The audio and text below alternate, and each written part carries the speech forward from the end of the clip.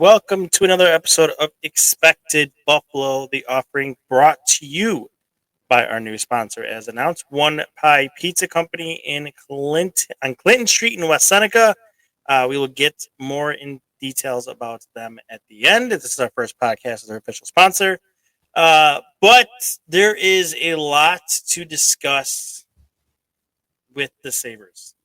For a team that sits last in the Eastern Conference, there's a lot going on. There's a lot of things to discuss. So that is where we are going to go here in our 20 or 30 minutes together. Let's start with the team itself. So we are coming off a night when we have a 7-2 victory over the Boston Bruins. They don't get a lot of wins over Boston, so that's nice to pick that up.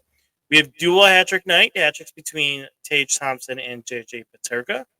So that is good. Good play overall. Good goaltending performance. Some Luukkonen when called upon, and a lot of open ice, rush attacks, if you will. A little bit of a 2022-23 game overall, I would say. And those games are fun. Those were good times. And we've seen a little bit of that creep in their game from here or there throughout the season, and we saw it again tonight. So, sticking with the team itself, and I mentioned Tage and Peterka. Those are kind of the two that I think they want to talk about with the team itself. So, Tage on the wing. That is something that I did not expect to go the way that it's gone. Now, I understand the necessity to do it because of the injury that he was dealing with. So it makes perfect sense why Ruff would move him to that spot to get him out of taking faceoffs. So be it when they did it. I thought eventually they would go back to it. I thought eventually they would have to go back to it. But there's a few reasons they have not. One, the production and the play from Thompson itself has been excellent over the last 2 to 3 weeks for the most part. He's starting to look like that player again we saw at the beginning of the season, maybe because he's fully healthy or getting there at least at game 50. I don't know if everybody's completely healthy, but you know what I mean nonetheless. So we're starting to see that player come back, and it's successful, and he's getting more shooting opportunities, and it looks comfortable. So keeping him on the wing is an option, and I guess you could stick with it as long as it's going to go here and see how long you want to play it out, and then maybe in the off season or whatever, make the decision how you want to do wing, center, or thereabout, depending on how you feel in your team. But I think the reason that it can be played out, and one of the reasons that has been as effective, as it has been, is because of the way Yuri Kulich has stepped up. 20 years old, and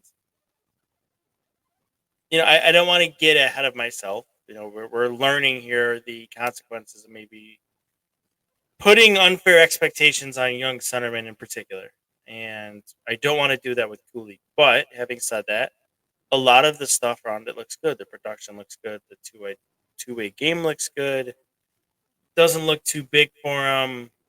The underlying numbers behind it, from driving on ice offense to defense to the other underlying information data, is all positive. And he's playing a first-line center role as a 20-year-old rookie and being effective playing against some of the better players in the league because he is on a line with Tage Thompson. So full marks to Kulich for doing that. I had a lot of faith last year, and I talked about it numerous times, that I thought, he was more ready than people were giving him credit for. And I think we're seeing that this season come through. Now, don't get me wrong, I'm sure staying in Rochester for the full season last year was probably helpful for him and helped round out a few things in his game defensively, two-way, and some of the things they want him to work on. But he's definitely ready now, and we're seeing it. And we'll get into a little bit more here, which I'm sure most of you know what I'm referring to, about the center position and what they're going to do moving forward here and how they're going to address that, especially if Thompson is going to stay on the wing. But one other player I want to give their flowers to right now is JJ Peterka. He's had an up and down season. It is kind of crazy that when I did the production pace, a day or two ago, that he was still on pace for 60 points. Pretty wild, but that's only going to go up now the way he's playing on that first line again. But I wrote about it earlier in the week. Thompson and Peterka, they have this thing. Peterka always plays his best hockey when he's with Tage. And it's not so much the scoring, which the scoring does increase, it's the playmaking, which I talked about in the tracking data from all three zones. One of the best in the league among primary shot assists, high danger passes, scoring chance opportunities, created or generated from his passing. All of those are near the top of the league in that regard. And Tage himself benefits from that. You see an uptick in his production. You see an uptick in on ice numbers offensively. So I think those two feed pretty well off of each other, and I think that's just something that should stay together as you move forward here, regardless of who gets added or removed from this roster. I think those two have shown time and again the beginning of the season, and then now when they're back together again, that there's a chemistry there. And while Tage has looked better away from Peterka, he could still be just fine. It's definitely obvious that Peterka needs Tage more than Tage needs Peterka, but it's still a relationship between the two of them that makes them play both of them play their best hockey. So I think moving forward, and I'm happy that when Zucker came back, that Ruff didn't go right back to that. He left Peterka there, and he talked about the game today how happy he is with his performance there lately. So 32 games left. Hopefully that plays out. That gets a confirmation, gets a bigger sample size. It's already almost 300 minutes now. Those two have played together. But it gets a bigger sample size, and it solidifies. Maybe that's a pair that you can go in the next season with, whether it be with Kulich or another center, or Tage back at center instead of Kulich. Those are all options you can consider, but at least it'd be one pair that you can kind of write down in pen going into next season. So I think that's for a team that still sits last place in the Eastern Conference. I think over the next 2 months of the season, we're going to have plenty of time to talk about the various things of this roster. We're going to get into the deep levels of the players and who's staying, who's going. The trade deadline closing in a month. Still a little bit over a month, but we're getting, it's coming fast. We're getting there. After the Four Nations break, it's going to kind of all happen pretty quick. So we'll get into that in a little bit. Where I kind of want to spend the rest of the maybe 15 minutes here is getting into a few things from a roster transaction standpoint, I guess you could say. The first one I want to talk about is Brandon Saad. So he was put on waivers by the Blues today. There's been some clamoring amongst the fan base to take an opportunity to claim him and add him to your team for the rest of the year and see how that goes for you. And see if you can reclaim a player who, has had a productive career in his past. For me, if this wasn't a team that was 13 or 15 or how many points out they are right now of a playoff spot, if they were 5-3, I think we're having a different conversation. But where they are in the standings realistically, I just don't see the need to add a 32-year-old forward that is showing signs of decline, losing a step, not as fast as he used to be, and his speed was a big part of his game. And then not to mention it's $4.5 million not only this season but next year as well. So it's not just a kind of a 32-game test. You'd have that player for next season too. And really, I just don't think that they're in a spot where they need to do that. He's not going to play in your fourth line. So really, in your top 9, who are you going to take out to put him in there? Don't forget Jordan Greenway's coming back too. In the next week or two probably, and maybe he'll be moved to the deadline. But nonetheless, he's still going to be in your team for about a month or so. So where is the spot for Brandon Saad? I just don't think it's there. And if there is a spot created, I'd rather see if one of my guys in the AHL. And that's what it's about now. It's about finding out answers on certain guys. You don't need to bring in a 32-year-old for 30 games. And I understand the locker room aspect of it and the veteran responsibility, and they can make that argument. But what is that? What is 30 games or less of that? To be around 30 games, is that going to really accomplish? I feel like you should have enough guys in your room that can do that. That's why Zucker is here, and there's some other experience in that room. That can really, I think, help the team along in that regard. It certainly hasn't shown to be that helpful so far. I'll give you that, but I just don't think you need to bring another reclamation project at this point. If it's a 25-year-old, like it's like Kelly, I mean, that's a different conversation. It's a young player that, if you can really kind of turn that around and get that going and build that up moving forward, that makes more sense than bringing in, Saad where he is in his career. It's just, the numbers just aren't even that great there. I mean, don't get me wrong. There's signs that there's maybe a little bit more offense there. He's getting the highest shot quality rate individually at 5-on-5 of his over the last 3 years. The shooting percentage is down. Like, I get all of that. I see all of that. I still just don't think that, from watching him, that there's really an effective player there anymore. And yeah, if this was November and this happened, I'd be singing a different tune. Just that I don't think it's something that really helps this team or is necessary at this point. Okay, so I made you wait over 10 minutes for it. So let's get into it. Let's get into Elias Pettersson. So things really got what's the saying? Things escalated quickly there. It seemed like maybe a week or two ago that Pettersson wasn't going to leave, and then all of a sudden the Rantanen trade happens. And oh, by the way, it comes out, well, Pettersson actually was going to Carolina before that trade came through, so Carolina backed out. And then here we are, a couple days. I don't even think it hasn't been a week yet. It was last weekend this happened, so not even a week yet. And things have quickly started to escalate here. A lot of coming out of Vancouver about, what was it today? Jim Rutherford with the newspaper interview that, it's like moving the two of them is a strong possibility. They've tried everything; it's not working. So that's that they're going to have to basically move on at this point. Okay, interesting, good, and if you hold me down to it, I think eventually my guess is Vancouver would move both Pettersson and Miller. I mean, it makes sense too. I think it's an opportunity for them to do kind of a soft reset here and get some good players. And they're certainly not going to give either one away. You get some good players in, you probably get two guys out, and you can bring in 3 to 4 new players, and do a quick reset of your roster and see how that goes, and maybe gets them back to where they were last season as a team. But that's the Vancouver side of it. So the Buffalo side of it. So the Buffalo side of it is really became interesting when Elliot Friedman mentioned on Sportsnet last weekend that the Sabres are a team that are very interested in Pettersson, and that it has continued to kind of snowball over the last day or so, with Darren Dreger confirming that, talking about the Sabres have been in this since the beginning, and they're going to stay in it, and they're very interested in all of that.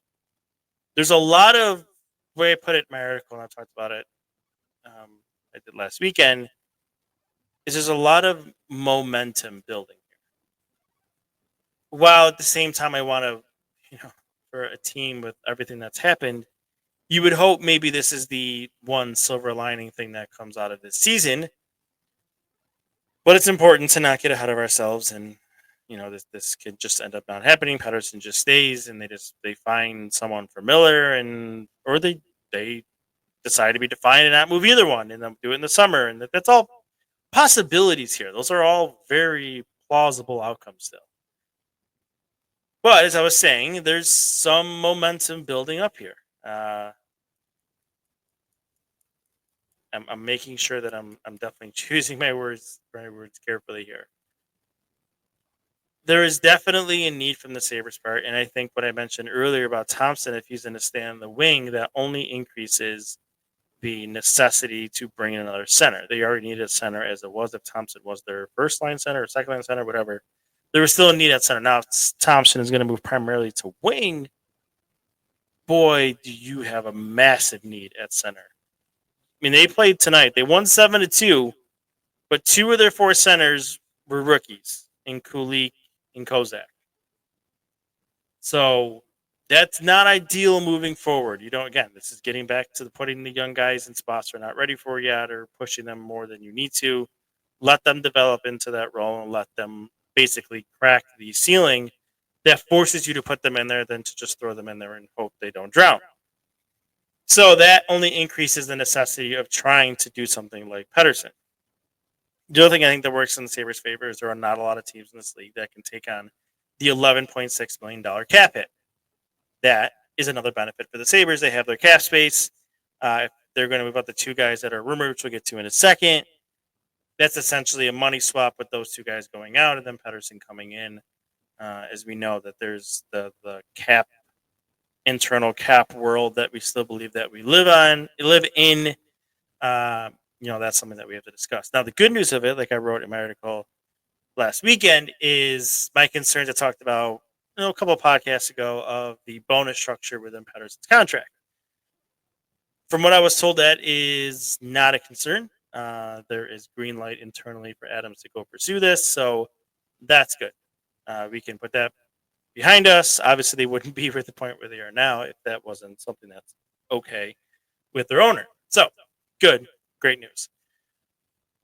In terms of where we are now in the package. So, last week, my belief, I didn't have it confirmed, so the way I wrote it is my educated guess was that Dylan Cousins and Bo Byram were the primary pieces that were being offered to the Canucks. Darren Dreger confirmed that, so that's good. That the source I had there was some good information on that one.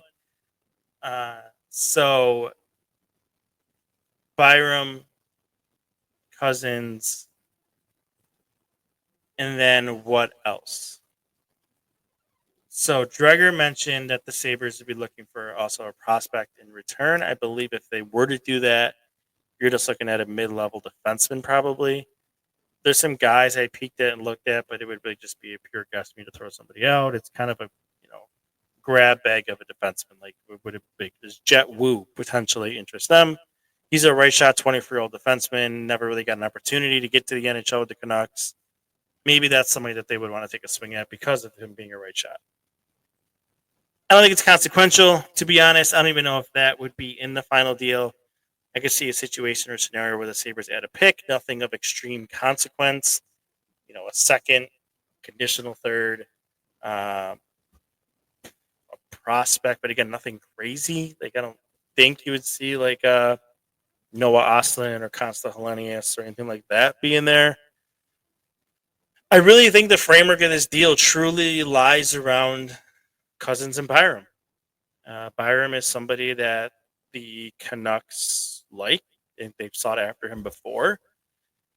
So he's basically the main piece in this. And then, Cousins is a 24-year-old centerman that is under contract that they believe perhaps that they can get back to where he was and getting to his form. And it's possible in a new spot, a new opportunity, and new players around him. Maybe he does get back to that. So now we, unfortunately, seems like we sit and wait. And we wait. And I don't think we're going to wait very long if this happens. I certainly think that this would happen before the Four Nations roster freeze. And I believe that's a week.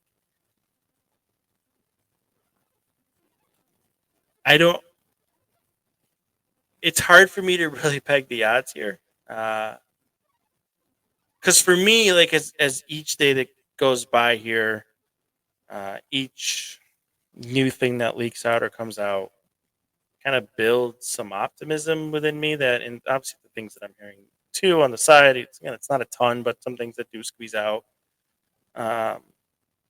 It's certainly building some optimism, but I don't want to give anyone false hope. So I think it's important to try to keep all of that in check, and just let this process play out here. I mean, we know they're in it. We know they want it. We know they're making a competitive package. At the end of the day, Adams has to get something over the finish line too. You can't just finish second all the time, man. Like, so this, I think this would really be a bummer if Pettersson is moved somewhere else. I think it's kind of a crusher. I don't know how Adams would really recover from that, especially with everything that we know now about this whole situation. So hopefully they get that done. Hopefully they get that over the finish line here. But really, the interesting thing for me, to be perfectly honest, is if they get this done, and it is Byram, and it is Cousins, is what would happen after that. Because to be honest, I'm not entirely sure if they would be done. Now, before I get into some of this, I think there's some be very clear that there's some dot connecting that I'm doing here with combined with some information that I have that I'll walk you through. So let's rewind the clock back here before the Pettersson drama all unfolded. And in one of the blogs from Elliot Friedman, there was a random mention of the Pittsburgh Penguins being interested in some of the Sabres near NHL ready prospects. Thought that was interesting. Went around, asked some questions, did a little bit of digging. So the Sabres have talked to Pittsburgh, and that's not a surprise. They've talked to a lot of teams. That's not breaking news, probably. Michael Bunting was somebody I talked about earlier in the season. That was another name that was mentioned to me again recently. But I think the interesting one that the Sabres have a degree of interest in, I don't know if it's high or small or whatever, is another Pettersson, is Marcus Pettersson. So how does this work, you're probably thinking in your head? Well, the reason I'm tying this together, because if you're moving Byram out, you're going to have a hole on your blue line. Bringing Marcus Pettersson in would fill that hole with a veteran defenseman who can play top 4 minutes. Now, the unfortunate part is that he is a left shot defenseman. That is why I don't think that the Sabres would explore this option in much further detail than they have now. If Byram isn't moved, you don't need to have 4. I mean, they do right now, but ideally they don't want to have 4 left shot defensemen in the top 4 of their blue line. They'd like to mix a righty. Pettersson, if they were to get him, is probably not. I mean, he's a pure Byram replacement. So what does that mean? He probably plays with Dowling. So that doesn't really answer your own power problem, and I don't really think you're going to fix that this season. That's something you're going to have to do in the offseason. You're just not going to find a right shot defenseman. I don't think available right now that works. There's a couple of free agent options you could explore or trade in the offseason that they can put with power on the right side and go from there. What's interesting for me before I get into, what they'd be looking back for in Pittsburgh's regard, is the contract situation with Pettersson. So you have a player here who is going to be headed into unrestricted free agency. So that is the one reason that the Penguins want to move on from this particularly good defenseman. So he makes a little over $4 million now. And like I said, would be in a UFA. So if you're making this move, you have to be probably pretty confident that you can get something done there. Is it possible that he would cost you less than paying Byram? Maybe. Yes, maybe on points that it keeps it down. Or maybe it's close. I mean, I don't know. It's hard to say. To be perfectly honest, I think they'd be close, but maybe a little bit cheaper. So that'd be a good thing. And then you can place him assigned alongside Darlene, and you can be on your way. The catch here is, I don't want to say catch. I've said catch a couple times. The part that I think gives me a little bit of pause here is the return that would go back to Pittsburgh for a player that technically doesn't have a contract yet with the Sabres. So he could walk in 2 months if he wanted to. By the time he makes this move, it would probably be one of their more well-known prospects. I have an idea who I believe it would be. I'm not going to hold the player's name out because that hasn't been confirmed, and I don't think that's really fair to do. So I'm not going to throw the name out, but I will say I think it's one of their more well-known prospects, not playing in the NHL, that the Penguins particularly like and would be interested in getting in this deal to help rebuild that team. So I guess really not much more to add beyond that, but I just think that it's a possibility that if you do A, being Elias Pettersson, that it's a little bit of dot connecting in this part, that maybe Marcus Pettersson B can slot in right behind that. Byram goes out, you replace him with a more veteran defenseman that maybe is a little bit cheaper, and you keep it going. You bring in a new center, you replace your defenseman, and then you're kind of reorganizing. I guess the best way to put it is your roster as you move forward into the rest of the season and then into the next off season. That Lord only really knows at this point what's going to happen, who's making those decisions, who's coaching the team, and so on and so forth. Although I do think it's pretty obvious if Kevin Adams is going to trade for a player that costs $11.6 million on their cap annually for the next 7 years, that his job is probably safe. I don't think the owner is allowing him to do that and then going to toss him out the door in 3 months. That would seem pretty silly. So de facto, that probably tells you that Adams has at least one more year here. Lindy has one more year on his contracts. Maybe the two of them get one more year to really put this thing together. Some people won't be happy to hear that, but that's the realistic and kind of where we're reading things right now. So we'll see. We will see where things go here over the next 24, 48, 72 hours. I'm hoping that I'm right back here with you tomorrow. We're talking about a trade. That would be great. I don't know. I don't know how close to finalizing anything is. I have to believe, from what I understand, that it's really kind of in Vancouver's court now, what they're going to do, who they're going to move, and when they want to move on this. With it being so noisy, like I said, I believe it's probably going to be soon if it does happen. So we'll see. We'll see how things go. The next game is Friday against the Predators, Rob Ray Hall of Fame night. So that would be a fun experience if they get Pettersson done and get him in the lineup before then. But, maybe we're getting a little bit ahead of ourselves there.